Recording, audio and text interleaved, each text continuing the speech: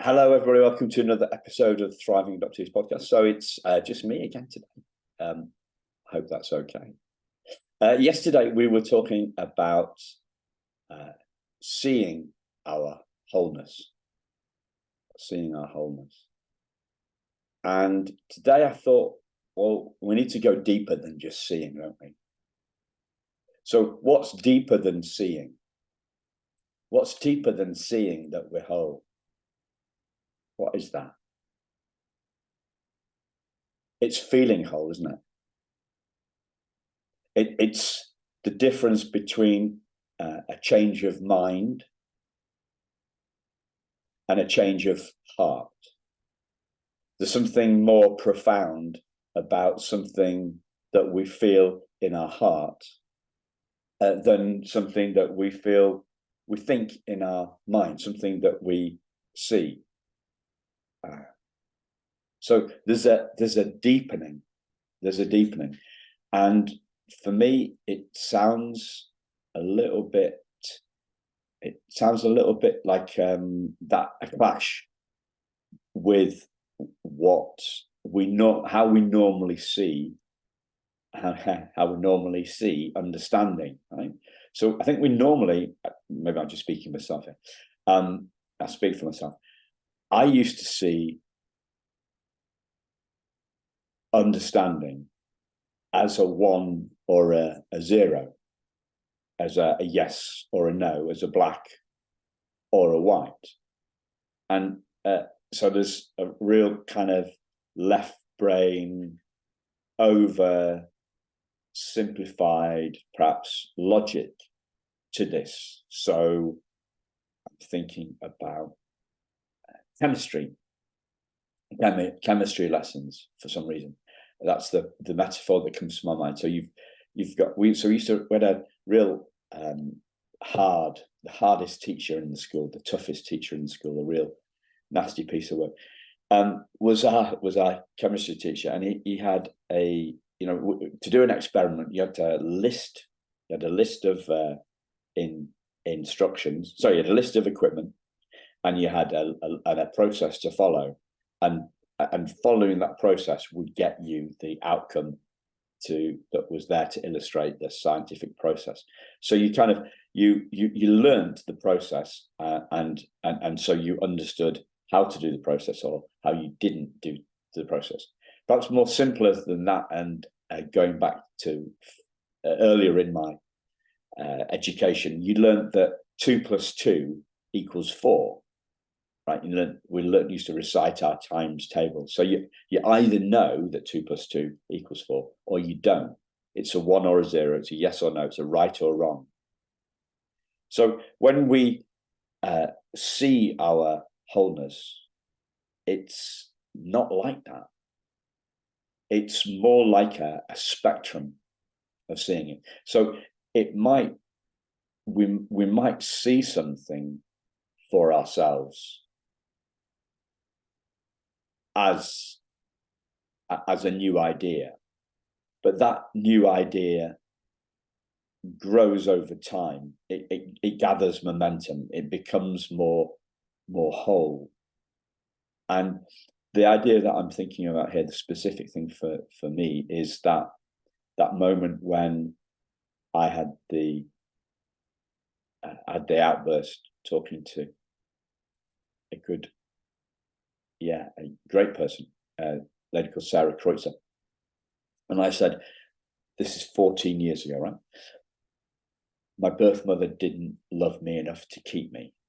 She gave me the teddy bear as a consolation prize. Now, I didn't say it like that. There was a lot more then and behind it, and there was a lot of swear words actually involved in that, mainly beginning with that. And she said,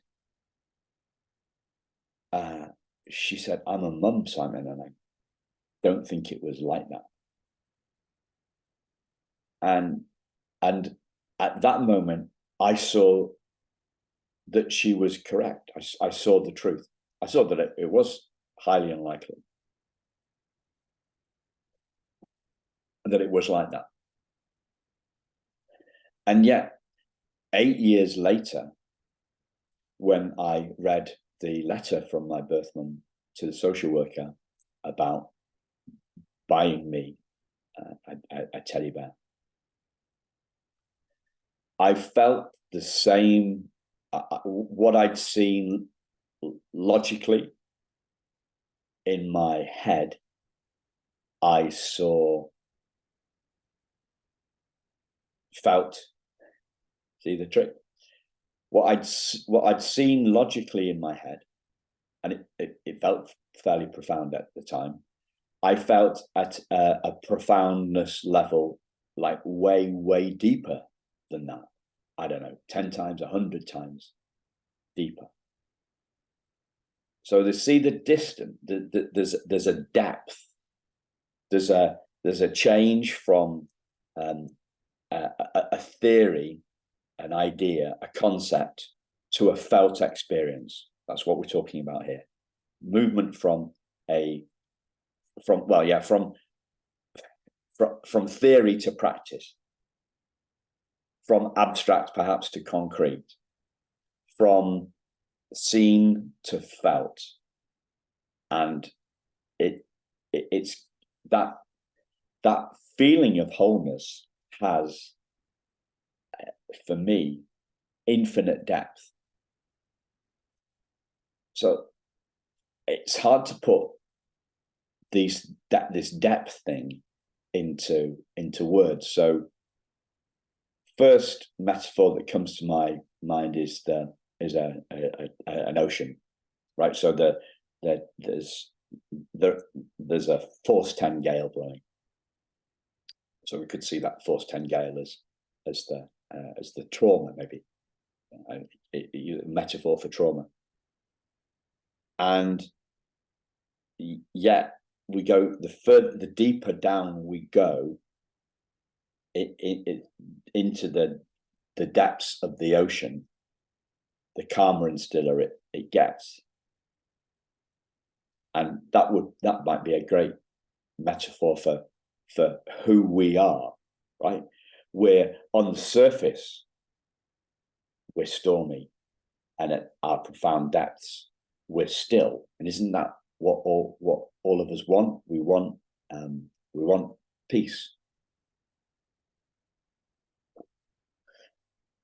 The other metaphor that comes to mind, not the metaphor that comes to mind, is this phrase by this guy, I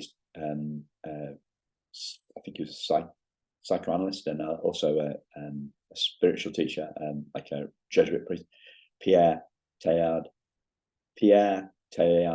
du Jardin. And he said, his quote is used is expressed differently. The version that I think I see that I love is this idea of us, we're not human beings having a spiritual experience. We're one spiritual being having 7 billion, 8 billion human experiences, right? One, right? So one spiritual being having, I don't know, 7 billion experiences. If we look at this in the adoptee sector, we could say, from an adoptee's perspective, we could say we're one spiritual being having, how many adoptees are in the world? 3 million, 5 million?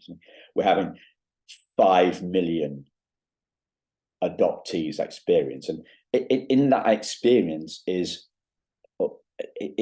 all the day-to-day stuff, right? So all our thoughts, so that thought that runs away with us sometimes. Why did my birth mother give me up? Or how can I find my birth mother? How can I reconnect with my birth family? So those thoughts, those in their experiences, the thoughts, in their experiences, the feelings, that feeling that we all have, that we're not good enough, we're substandard somehow.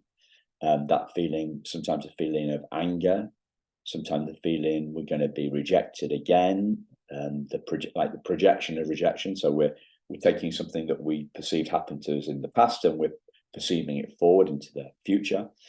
So the human or the adoptee's experience has got essentially all the trauma. it's got essentially all the trauma in it, but it's not who we are at our essence. At our essence, we are one spiritual being. So there is, if we are just one spiritual being, there's then there can be only one. I mean, that's a line from a line from Highlander. There can be only one. So if there is only one spiritual being, so we talk about spirit, and some people don't like that word spirit because it sounds like religious. So we're talking about, another synonym and a different word meaning the same is consciousness or awareness. So the awareness, the thing that is aware of the trauma, right? The context which is available, the context or the consciousness that is conscious of the trauma. So simple. Let me make this really, try to make it seem as simple as possible, right? So you've got the context, right? The space in which the content, right? The content of our mind appears, and our feelings and our thoughts. And the spiritual being, the awareness or the consciousness, that's whole. So that is the unfundamental, the essence of us is fundamentally unwoundable. Compared to our experience, that's where all the trauma, all the trauma is. So I've likened this recently to us having a spiritual stab vest, right? So if we're wearing a spiritual stab vest, so saw something on telly last night. A butcher was preparing some meat, and I've seen butchers. I've seen butchers. My wife's uncle was a butcher, great guy. Unfortunately, no longer with us. You see them wearing it like a chainmail glove, right? So a chainmail. It looks like something a knight would wear. Yeah, and he's got a glove. So when he's chopping with one hand, and he's holding the meat with another hand. The other hand has got a chainmail glove on it, so that if the knife slips, the chainmail is going to protect the hand. The guy that I saw last night, butcher last night, he was wearing a chainmail, like a chainmail jacket underneath his butcher's apron. So if presumably, maybe he was just ultra cautious guy, or maybe his hand had slipped in the past, and he'd been cutting so hard it slipped and it hit the table and like ricocheted off and hit him in the chest, and that's where he wore a full chainmail jacket. If once we see our unwoundability, once we perhaps more specifically, once we feel our unwoundability, then we feel our unwoundability. It's like having that chainmail jacket. So who we are can't be cut by a knife, and if there's no cut, there's no wound. And this gets back to something that I felt for myself very deeply the first time, like 8 years ago. I felt I am fundamentally unwoundable. I have felt wounded, but I'm not my feelings. The essence of who I am, the essence of who we all are, is fundamentally unwoundable, and our wholeness is hidden by our trauma. Thanks a lot. Speak to you soon.